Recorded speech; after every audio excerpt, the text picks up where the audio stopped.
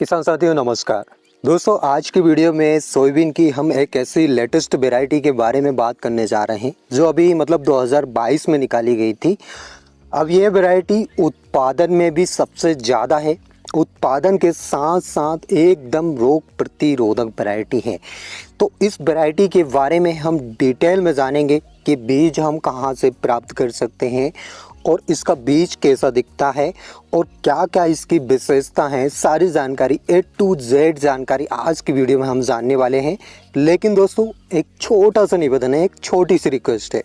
आप वीडियो को देखते हो और देखकर सीधे चले जाते हो, सब्सक्राइब नहीं करते तो नीचे आपको लाल अक्षरों में सब्सक्राइब बटन दिख रहा होगा, दबा लीजिए अभी तुरंत। और साइड में आपको घंटा यानी बेल आइकन भी दिख रहा होगा, तो वो भी दबा लें ताकि आपको तुरंत नोटिफिकेशन मिल सके और तुरंत सोयाबीन से रिलेटेड जानकारी आपको मिल सके। तो चलिए दोस्तों बिना समय गंवाए वीडियो स्टार्ट करें। दोस्तों हम सोयाबीन की वैरायटी जितनी भी लेटेस्ट वैरायटी निकाली जाती है उनमें हम क्या देखते हैं, मतलब यदि हम कोई भी सोयाबीन की वैरायटी लगा रहे हैं तो उसमें हमको क्या चाहिए।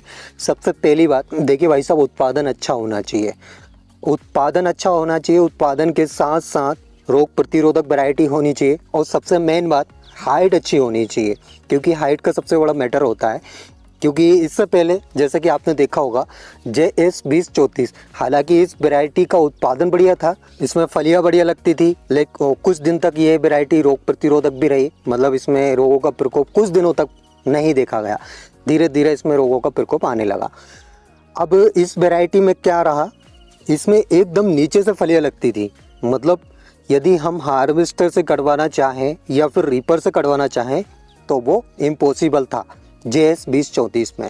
तो इस वजह से ये वैरायटी फ्लॉप हुई। अब देखिए दोस्तों हाइट भी आपको देखना है, इसके साथ साथ उसमें रोग नहीं लगे, ऐसी वैरायटी का आपको चुनाव करना है। अब जो नई वैरायटी जिसके बारे में हम बात कर रहे हैं, इस वैरायटी में बहुत ज़्यादा झोल भी चल रहा है। अगर सही बात बताऊँ, ये वैरायटी 2021 में निकाली गई थी, 2022 में इंस्टीट्यूट में भेजा गया था मल्टीप्लिकेशन के लिए। अब ये 2023 में हर एक किसान भाई के पास इसका बीज मिल जाएगा, तो जो कि इम्पॉसिबल है, मतलब 2 साल में इतना बीज भी नहीं बन सकता कि आप हर एक किसान भाई के पास इसका बीज पहुंचा सके। तो ये कहाँ से संभव हो रहा है वो भी हम समझेंगे, मतलब डिटेल में समझेंगे। और ये भी मैं आपको बताऊंगा कि इस वैरायटी की सही पहचान क्या है।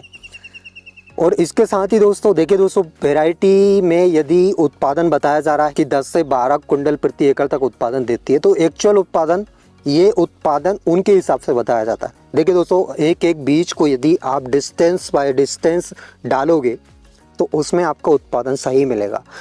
अब जैसे हम सीडड्रिल से, नॉर्मल सीडड्रिल से बुवाई करते हैं, तो उसमें काफ़ी किसान भाई तो 9 इंच के डिस्टेंस में बुवाई करते हैं, काफ़ी किसान भाई 12 इंच के डिस्टेंस में बुवाई करते हैं, काफ़ी किसान भाई 14, काफ़ी किसान भाई 16, 18 ऐसे डिस्टेंस में हम सोयाबीन की बुवाई करते हैं।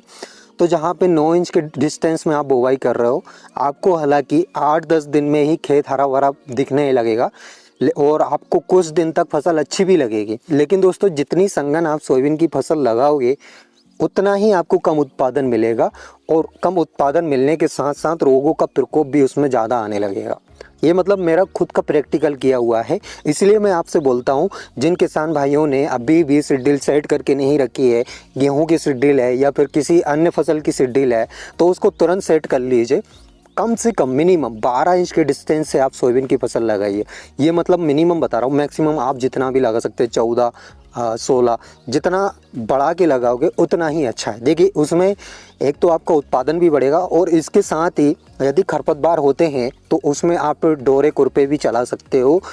ये दवाइयों से छुटकारा यदि आपको पाना है तो उसके लिए मैं बता रहा हूँ। बाकी देसी दवाई कैसे बनाई जाती है, 10 पन्नी दवाई कैसे बनाई जाती है, जीवामृत, घन जीवामृत, तो ये भी सब मैं आपको बताऊंगा। अभी हम नहीं बना सकते क्योंकि वो दवाइयाँ, देसी दवाइयाँ 15 दिन के अंदर ही छिड़काव की जाती है। अगर इससे ज़्यादा आप रखते हो तो वो बेकार हो जाएगी।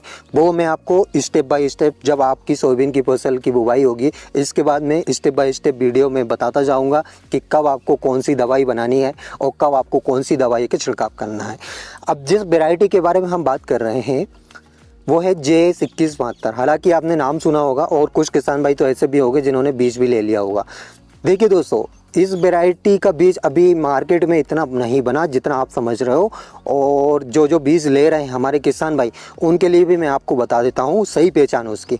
यदि आपने ब्लैक हाइलम वाला, मतलब एकदम ब्लैक हाइलम है और वो बीज 2172 के नाम से लिया है, तो आपने गलत बीज ले लिया।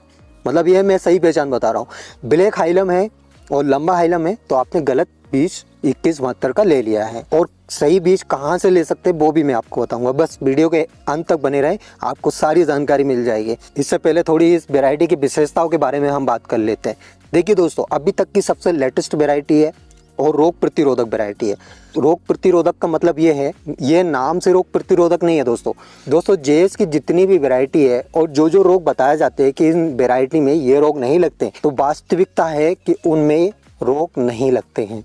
अब ये वैरायटी पूरी तरह रोग प्रतिरोधक बनाई गई है, इसमें कोई सा भी रोग आपका नहीं लगेगा। और जेएस की ऐसी वैरायटी है दोस्तों जिस पे हम आंख बंद करके विश्वास कर सकते हैं। बाकी वैरायटियों पे आप करो ना करो, आरबीएस पे करो ना करो, प्राइवेट कंपनी की वैरायटी पे करो ना करो, एनआरसी पे करो ना करो, लेकिन जेएस पे आप आंख बंद करके विश्वास कर सकते हो। स्पेशली एमपी वाले, एमपी में सबसे ज़्यादा जेएस की वैरायटी लगाई जाती है, और यहाँ पे एमपी में जेएस की वैरायटी जितना उत्पादन दे सकती है उतनी अन्य वैरायटी कोई सी भी नहीं दे सकती। प्राइवेट कंपनी की कुछ वैरायटी है जो अच्छा उत्पादन देती है। अब इस वैरायटी की हाइट की यदि बात की जाए तो आप साइड में पौधा देख सकते हो, इसका बहुत ज़बरदस्त पौधा है। हाइट के मामले में बहुत ज़बरदस्त वैरायटी है।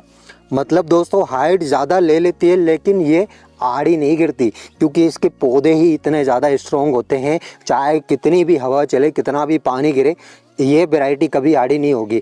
और गलती से यदि आप नाइट्रोजन इस वैरायटी में ज़्यादा दे देते हो, उस कंडीशन में ये आड़ी हो सकती है। बाकी यदि आप खाद और वक्त का सही शेड्यूल और सही लिमिट रखते हो तो ये वैरायटी कभी आड़ी नहीं होगी। और पौधा आप देख सकते हो, एक पौधा कितना ज़बरदस्त इसका बना है। और फलियों की यदि बात की जाए तो इसमें 3 और 4 दाने की फलियाँ अधिकतर देखी जाती है।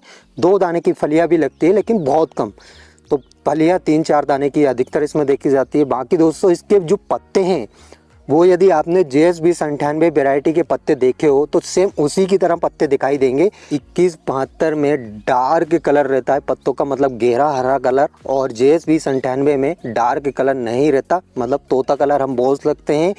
सेम पत्ते का साइज वही है। हाइट के मामले में ये JS 2098 से ऊपर जाती है, मतलब ज़्यादा हाइट ले लेती है। बाकी दोस्तों उत्पादन की यदि बात की जाए तो उत्पादन इस वैरायटी का काफ़ी बढ़िया बताया गया है। हालांकि 12-13 कुंटल प्रति एकड़ तक उत्पादन बताया है इंस्टीट्यूट से, लेकिन मिनिमम और मैक्सिमम उत्पादन की हम बात करते हैं, मिनिमम 8 कुंटल आप इस वैरायटी से उत्पादन ले सकते हो और मैक्सिमम 12 कुंटल प्रति एकड़ तक आप इस वैरायटी से उत्पादन ले सकते हो। अब ये वैरायटी आपके लिए एक वरदान साबित हो सकती है। क्योंकि अभी लेटेस्ट वैरायटी निकाली गई है और 5-6 साल तक ये वैरायटी चलने वाली है। मतलब 5-6 साल तक आपको बहुत बढ़िया उत्पादन इस वैरायटी से मिलने वाला है। देखिए दोस्तों, नई वैरायटी लगाने का यही फ़ायदा होता है कि 4-5 साल हमको वैरायटी लेने की ज़रूरत नहीं पड़ती, क्योंकि 4-5 साल हमारे आराम से निकाल देते हैं। 4-5 साल हमको अच्छा खासा उत्पादन मिल जाता है। लेकिन ये JS की वैरायटी ही चलती है इतनी लंबी। और JS की वैरायटी के अलावा यदि अन्य वैरायटी की बात की जाए तो 2-3 साल तक अच्छा उत्पादन देती है। 2-3 साल बाद रोग आने लगते हैं। अब रोग आने का एक और भी कारण है दोस्तों, आप सही कर रहे हो, आप रोग प्रतिरोधक वैरायटी लगा रहे हो और समय समय पे दवाइयाँ डाल रहे हो, लेकिन पड़ोस में यदि समय समय पे दवाइयाँ नहीं डाल रहे हैं या फिर रोग प्रतिरोधक वैरायटी नहीं लगा रहे हैं, तो कहीं ना कहीं रोग आने का एक वो भी कारण होता है। क्योंकि वाइट फ्लाई का आपने देखा होगा, वाइट फ्लाई यदि पड़ोसी के खेत में है और वो आपके खेत में आकर बैठ जाती है तो वहाँ पे पीला मोज़ेक आना ही आना है। चाहे वो पूरे खेत में ना आए, लेकिन 1-2 पौधे तो आपके ग्रसित कर ही जाएगी, क्योंकि जहाँ पे वो बैठती है वहीं पे पीला मोज़ेक स्टार्ट हो जाता है। ऐसा मतलब अगर पड़ोसी के खेत में पीला मोज़ेक है तो आपके खेत में 2-4 पेड़ तो आ ही जाएंगे, तो कहीं ना कहीं वो भी एक कारण होता है। तो ओवरऑल ये वैरायटी बहुत ही बढ़िया है। अब इसकी सही बीज की पहचान मैंने आपको बताई है। ब्लैक हाइलम वाला बीज आपने लिया है, मतलब जिसका हाइलम एकदम ब्लैक है, लंबा हाइलम है, जो कि मैंने इससे पहले वाली वीडियो में आपको बताया था कि JS 2172 का हाइलम और 2-3 वेराइटी का और बताया था कि कैसा हाइलम दिखता है। यदि आपने ब्लैक हाइलम वाला बीज लिया है तो आपने गलत बीज ले लिया। JS 2172 का हाइलम हल्का सा ब्राउन कलर का दिखता है और ये एकदम अलग ही है, बहुत छोटा हाइलम है इसका। वो यदि आपने बीज लिया तो वो सही लिया है, बाकी ब्लैक हाइलम वाला बीज आपने लिया है तो गलत ले लिया है। क्योंकि दोस्तों अभी इतना बीज इसका बना नहीं है जितना मार्केट में आ रहा है। मतलब मार्केट में आप किसी भी शॉप पे चले जाओ, कहीं भी चले जाओ, आपको बीज मिल जाएगा 2172 का, जो कि इम्पॉसिबल है।